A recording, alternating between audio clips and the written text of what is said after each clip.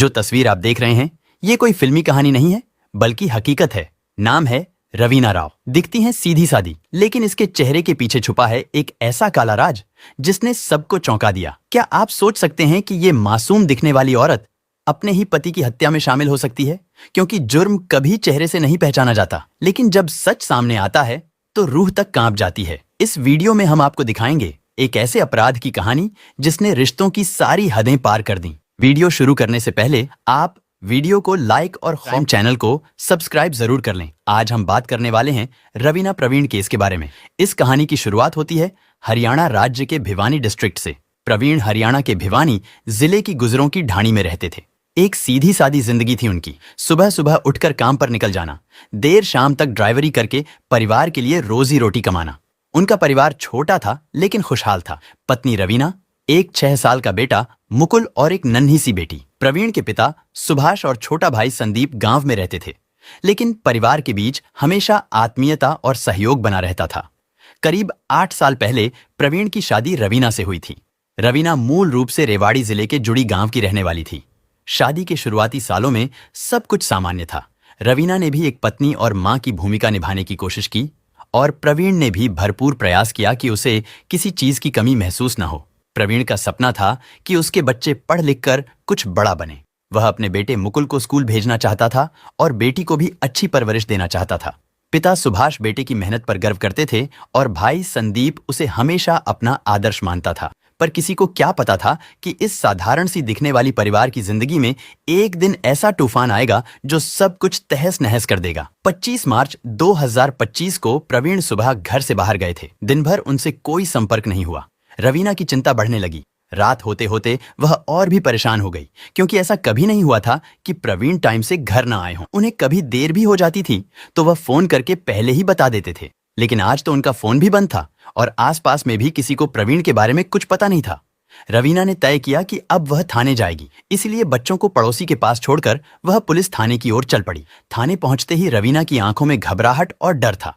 वह कांपते हुए पुलिस के पास गई और बोली, साहब, मेरे पति सुबह से लापता हैं। उनका फोन भी बंद है। हमने सब जगह ढूंढ लिया लेकिन कोई पता नहीं चला। कृपया कुछ कीजिए, उन्हें ढूंढिए। पुलिस अधिकारी ने रवीना से कई सवाल किए, जैसे कि प्रवीण ने क्या पहना था, कहाँ गए थे और किससे आखिरी बार बात हुई थी। रवीना की आवाज में डर था और वह रोते हुए बार बार यही कह रही थी, मेरे पति को कुछ हो गया है साहब, मैं बहुत परेशान हूँ, बस उन्हें जल्दी से जल्दी ढूंढ लीजिए। आजकल का जमाना बहुत खराब है, मुझे डर है कि उन्हें कुछ हो न जाए। क्योंकि रवीना एक पत्नी थी जो किसी भी कीमत पर अपने पति को वापस पाना चाहती थी। उसकी आंखों में उम्मीद और भय दोनों थे। वह बार बार पुलिस पर दबाव डाल रही थी कि उन्हें जल्द से जल्द ढूंढा जाए। पुलिस ने रवीना की शिकायत के बाद तुरंत कार्रवाई शुरू कर दी। उन्होंने आसपास के सभी इलाकों में खोजबीन शुरू की और पुलिस के कई अधिकारी प्रवीण को ढूंढने के लिए हर जगह जांच कर रहे थे। दिन बीतते जा रहे थे, लेकिन प्रवीण का कुछ पता नहीं चल रहा था। पुलिस अपनी तरफ से लगातार जांच कर रही थी, लेकिन कोई ठोस सुराग हाथ नहीं लग रहा था। उधर रवीना की हालत बिगड़ती जा रही थी। वह रोज थाने जाकर पुलिस से गुहार लगाती और अपने पति को ढूंढने की मिन्नतें करती। इसी बीच सुबह पुलिस को सूचना मिली कि पास के नाले में एक लाश देखी गई है। सूचना मिलते ही पुलिस की एक टीम मौके पर पहुंची। नाले के पास एक व्यक्ति का शव पड़ा था। शव की हालत खराब थी, लेकिन उसके कपड़े और कद काठी कुछ प्रवीण से मेल खा रहे थे। क्योंकि थाने में प्रवीण की मिसिंग रिपोर्ट पहले से दर्ज थी, इसलिए पुलिस को शक हुआ कि यह शव शायद उसी का हो सकता है। शव की पुष्टि के लिए पुलिस ने प्रवीण की पत्नी रवीना को बुलाया। रवीना मौके पर पहुंची और जैसे ही उसने शव को देखा, उसकी चीख निकल गई। उसने कहा, ये मेरे पति प्रवीण हैं। रवीना बेसुध होकर गिर पड़ी। अब शव की पहचान रवीना ने कर ली थी, इसलिए यह एक गुमशुदगी का मामला नहीं रहा, बल्कि एक संदिग्ध मौत का मामला बन चुका था। पुलिस ने शव को पोस्टमार्टम के लिए भेज दिया और जांच में लग गई। अब सवाल यह था कि आखिर प्रवीण की मौत कैसे हुई? क्या यह कोई हादसा था या साजिश? अभी तक जो मामला गुमशुदगी का था, वह अब साफ तौर पर हत्या में बदल चुका था। प्रवीण की लाश मिलते ही पुलिस ने जांच की दिशा बदल दी। उन्होंने फिर से रवीना से पूछताछ की। उन्होंने रवीना से पूछा, क्या प्रवीण की किसी से दुश्मनी थी? क्या हाल ही में किसी से कोई झगड़ा हुआ था? लेकिन रवीना ने इन तमाम सवालों से साफ इनकार कर दिया। उसका कहना था कि प्रवीण की किसी से कोई रंजिश नहीं थी। वह सीधा और साधारण इंसान था। पुलिस को यह जवाब कुछ अधूरा सा लगा, इसलिए अब उन्होंने टेक्नोलॉजी को अपना हथियार बनाया। सीसीटीवी और सीडीआर रिकॉर्ड खंगालना शुरू किया। जहां से प्रवीण की लाश मिली थी, वहां से लेकर उसके घर तक हर रास्ते का सीसीटीवी चेक किया गया। खैर, पुलिस की मेहनत रंग लाई। फिर एक फुटेज सामने आया जिसने इस पूरे केस की दिशा ही बदल दी। दरअसल उस फुटेज में एक बाइक थी जिस पर 3 लोग सवार थे। एक युवक बाइक चला रहा था, बीच में बैठा था प्रवीण और सबसे पीछे बैठी थी रवीना खुद। और सबसे खास बात यह थी कि यह फुटेज घटना वाले रात की थी। यह देखकर पुलिस के होश उड़ गए। जो महिला अब तक खुद को एक परेशान पत्नी और पीड़िता बता रही थी, वह खुद अपने पति के साथ आखिरी बार देखी गई थी, किसी अनजान युवक की बाइक पर। अब शक की सुई घूम चुकी थी। क्या रवीना के आंसुओं के पीछे कोई राज छुपा था, या फिर वह इस पूरे खेल की एक मोहरा थी? अब सवाल उठने लगे थे और पुलिस हर सवाल के जवाब के पीछे भागने लगी थी। अब पुलिस का शक रवीना पर गहराने लगा था, क्योंकि सीसीटीवी फुटेज और कॉल डिटेल्स दोनों कुछ और ही इशारा कर रहे थे। इसलिए पुलिस ने बिना देरी किए रवीना को हिरासत में ले लिया। थाने में जब उससे पूछताछ शुरू हुई तो शुरुआत में रवीना ने वही किया जो अक्सर अपराधी करते हैं, पुलिस को गुमराह करने की कोशिश। उसने कहा, आप लोगों की लापरवाही ने मेरा सब कुछ छीन लिया। जिस वक्त मैंने रिपोर्ट लिखवाई थी, अगर तब आप लोग एक्शन लेते तो शायद आज प्रवीण जिंदा होते। अब जब मेरा सब कुछ चला गया, तब आप मुझ पर ही शक कर रहे हैं। लेकिन अब पुलिस के पास उसके झूठ को साबित करने के लिए पूरे सबूत थे, क्योंकि CCTV footage, call details, location, हर चीज रवीना की कहानी से मेल नहीं खा रही थी। अब पुलिस ने सख्ती दिखाई, सबूत उसके सामने रखे। बाइक वाला फुटेज दिखाया जिसमें वह खुद प्रवीण और अपने प्रेमी के साथ थी। फोन की लोकेशन जो घटना के दिन नाले के पास की मिली थी, और कॉल डिटेल्स जिससे साफ था कि घटना से कुछ देर पहले तक वह अपने प्रेमी के संपर्क में थी। इन सारे तथ्यों के सामने आने के बाद रवीना टूट गई। वह कुछ पल चुप रही, फिर उसकी आंखों से आंसू निकलने लगे और धीरे धीरे उसने वह कहा जिसे सुनकर पुलिस वाले भी सन्न रह गए। हाँ, मैंने ही अपने बॉयफ्रेंड के साथ मिलकर अपने पति की हत्या की है। और आगे जो उसने बताया वह इंसानियत को झकझोर देने वाला था। दरअसल रवीना सोशल मीडिया पर बहुत एक्टिव थी। उसका इंस्टाग्राम अकाउंट रवीना राव के नाम से था, जिस पर 34,000 से भी ज्यादा फॉलोअर्स थे और करीब 659 पोस्ट थीं, जिनमें ज्यादातर शॉर्ट वीडियो और डांस क्लिप्स थीं। यूट्यूब पर भी उसने कई शॉर्ट वीडियो डाली थीं। उसे कैमरे से लगाव था और लाइक्स, फॉलोअर्स की दुनिया में वह खुद को एक स्टार समझने लगी थी। घर वाले बार बार मना करते रहे, लेकिन वह किसी की नहीं सुनती थी। पति ने भी उसे साफ और सख्त शब्दों में चेतावनी दी थी, अब बहुत हो गया रवीना, यह सब बंद करो। लेकिन रवीना पर जैसे सोशल मीडिया का भूत सवार था। उसे ना तो रिश्तों की परवाह रही, ना किसी की इज्जत की। वह रील बनाने के चक्कर में कई दिन घर से बाहर रहती थी। रवीना और सुरेश की जान पहचान करीब 1.5 साल पहले सोशल मीडिया प्लेटफॉर्म इंस्टाग्राम पर हुई थी और वहीं से उन दोनों में बातचीत शुरू हुई। फिर दोनों शॉर्ट वीडियो बनाने लगे। इस दौरान मुलाकातें बढ़ती गईं और रिश्ता दोस्ती से आगे बढ़ चुका था।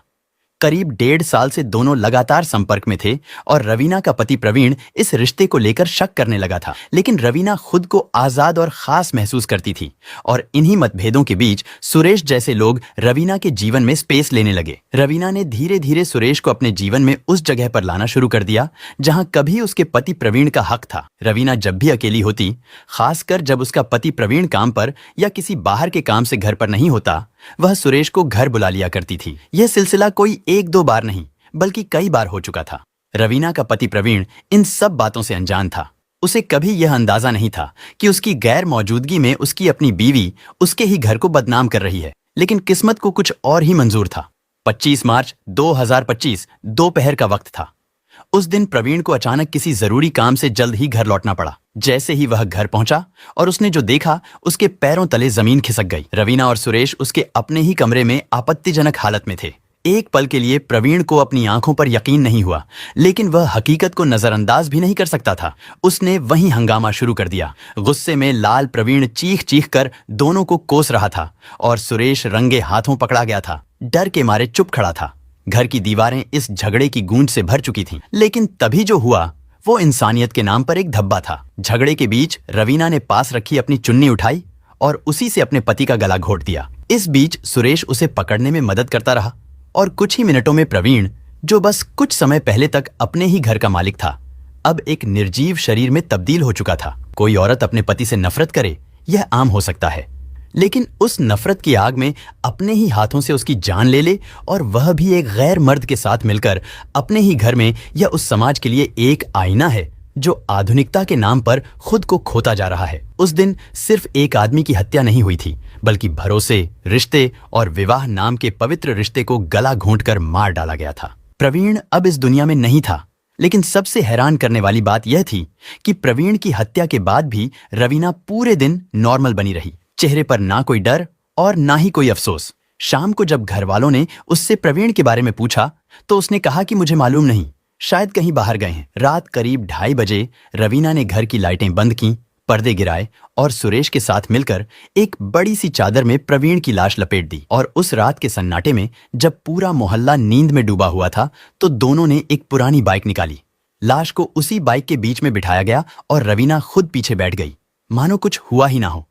और तीनों, एक मृतक और 2 हत्यारे, एक सुनसान रास्ते की तरफ निकल पड़े। कुछ किलोमीटर दूर एक नाले के किनारे उन्होंने लाश को नीचे फेंक दिया, फिर घर लौट गए। रवीना ने खुद को संभालते हुए अगले दिन थाने जाकर मासूम बनते हुए एक मिसिंग रिपोर्ट दर्ज करवाई। पुलिस के सामने बार बार रोई, गिड़गिड़ाई और कहने लगी, मेरा पति कल शाम से लापता है, कृपया उसे ढूंढिए। पुलिस भी गुमशुदगी की इस रिपोर्ट को आम मामला समझकर जांच में जुट गई। लेकिन दिन बीतते गए, प्रवीण का कोई अता पता नहीं चल रहा था। उधर रवीना हर रोज थाने जाकर दबाव बना रही थी, कुछ कीजिए, मेरा पति कहीं चले गए हैं। उसकी आंखों में आंसू भी थे और डर भी कि कहीं कोई सुराग उसके खिलाफ ना मिल जाए। खैर, दोनों आरोपियों को जेल भेज दिया गया है और उम्मीद है कि उन्हें उनकी हैवानियत की सजा जल्द ही मिल जाएगी। लेकिन सवाल यह है कि उन मासूम बच्चों का क्या होगा जो इन दरिंदों की हैवानियत का शिकार बने। एक ओर उनका पिता अब इस दुनिया में नहीं रहे और दूसरी ओर मां जेल में बंद है। रिश्ते सिर्फ भरोसे से नहीं चलते, भरोसे के साथ जिम्मेदारी और चरित्र भी चाहिए। कभी कभी हम जिन्हें अपना सबसे करीबी समझते हैं वही हमारे लिए सबसे बड़ा धोखेबाज निकलता है। इसीलिए आंखें बंद कर किसी पर भरोसा करने से पहले यह जरूर देखिए कि वह इंसान उस भरोसे के लायक है भी या नहीं। रवीना की कहानी हमें यही सिखाती है कि मोहब्बत में अंधा होना सबसे बड़ा गुनाह बन सकता है। जब रिश्ते निभाने की बजाय दिखावे में बदल जाएं, तो भरोसा सबसे पहले मरता है। प्रवीण ने अपना फर्ज निभाया, अपना घर बचाने की कोशिश की, लेकिन अफसोस, प्रवीण को धोखा वहीं दिया जिससे वह सबसे ज्यादा प्यार करता था। सोशल मीडिया के नाम पर रिश्तों में जहर घुल रहा है और हम मॉडर्न कहलाने की दौड़ में संस्कार, संयम और सच्चाई सब पीछे छोड़ते जा रहे हैं। इस कहानी का सबसे दर्दनाक पहलू क्या है? यह नहीं कि एक पत्नी ने अपने पति की हत्या कर दी, बल्कि यह है कि एक पत्नी ने पति के रिश्ते से ही विश्वास हटा दिया। रवीना की गलती सिर्फ एक हत्या नहीं थी, वह विश्वास की हत्या थी। उसने अपने पति के भरोसे को मारा, बच्चों के भविष्य को मारा और सबसे बड़ा गुनाह, उसने औरत के उस रूप को मारा जिसे देवी कहा जाता है। दोस्तों, इस घटना को सुनाने का उद्देश्य किसी का दिल दुखाना नहीं है, किसी को परेशान करना नहीं, बल्कि आपको जागरूक करना है, आपको सचेत करना है। दोस्तों, इस पूरी घटना के बारे में आपकी क्या राय है, कमेंट बॉक्स में जरूर बताएं। और अगर हमारी मेहनत पसंद आई हो तो इस वीडियो को लाइक करते हुए शेयर भी करें। अगर आपने अब तक चैनल को सब्सक्राइब नहीं किया है तो हमारे को सब्सक्राइब कर लीजिए। धन्यवाद।